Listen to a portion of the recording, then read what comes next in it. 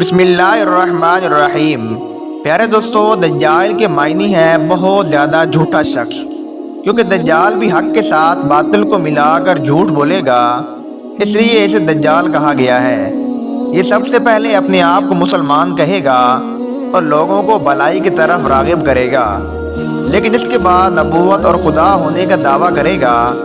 حضرت ابو امامہ رضی اللہ تعالی عنہ سے روایت ہے کہ حضور اکرم صلی اللہ علیہ وآلہ وسلم نے ہم سب کو ایک لمبا خطبہ دیا اور تقریر میں دجال کے حال بھی بیان فرمایا۔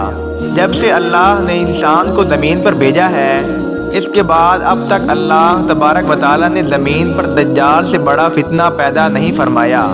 تمام انبیاء کرام علیہ السلام اپنی امت کو دجال کے فتنے سے خوف دلاتے رہے، کیونکہ تمام انبیاء کے بعد آخر میں ہوں اور تم آخری امت ہو، اس لیے دجال بھی تم ہی میں سے پیدا ہوگا۔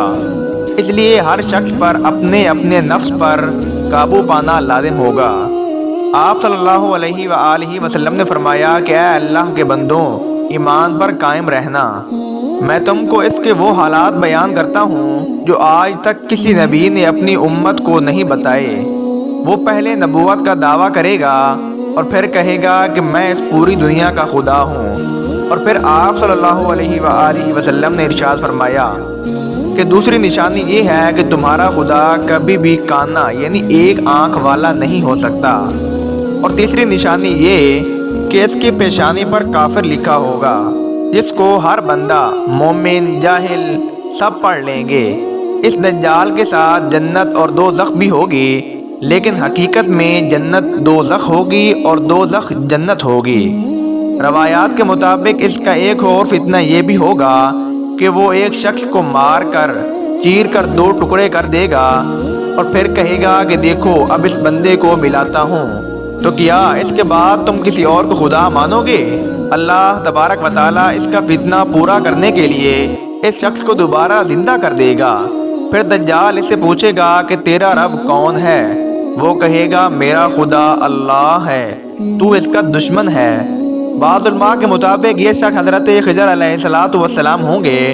دجال کی فتنوں میں یہ بھی ہے کہ وہ آسمان کو حکم دے گا تو وہ بارش برسائے گا، اور زمین کو حکم دے گا کہ تو سبزہ اگا تو سبزہ اگ جائے گا۔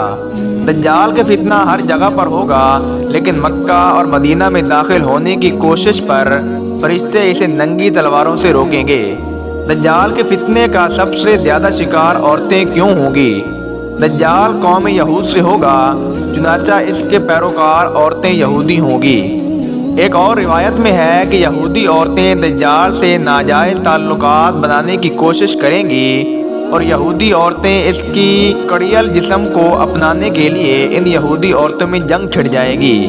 روایات میں ہے کہ حضور اکرم صلی اللہ علیہ وآلہ وسلم نے ارشاد فرمایا کہ اے مسلمانوں، تم اپنی عورتوں کو دجال کے فتنے خوف سے اپنے گھروں کے اندر باندھ کر آؤ گے، لیکن وہ اپنی رسیاں چھڑا کر دجال کے پیچھے بھاگیں گی۔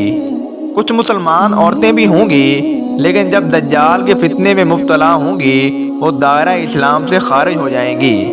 کوئی بھی پاکیزہ مومنہ عورت اس کے دجال میں مبتلا نہ ہوگی اور نہ ہی اس کے ساتھ ہم بستری کرے گی، کیونکہ اس کے چہرے کی طرف دیکھتے ہی پتہ چل جائے گا کہ یہ کافر ہے۔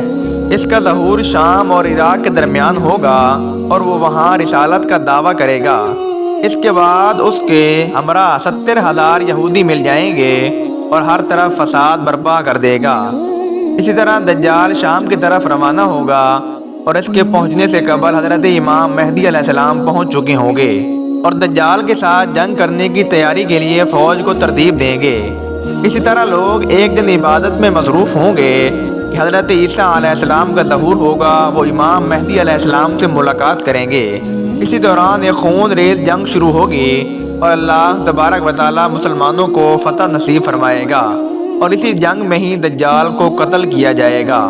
اللہ تبارک و تعالیٰ سے دعا ہے کہ اللہ تعالیٰ ہمیں دجال کے فتنے سے محفوظ رکھے، آمین۔ امید کرتے ہیں کہ آج کی ویڈیو آپ کو اچھی لگی ہوگی۔ اگر ویڈیو اچھی لگے تو ویڈیو کو لائک اور سبسکرائب کر دیں تاکہ ایسی ہی ویڈیو آپ تک بآسانی پہنچ سکے۔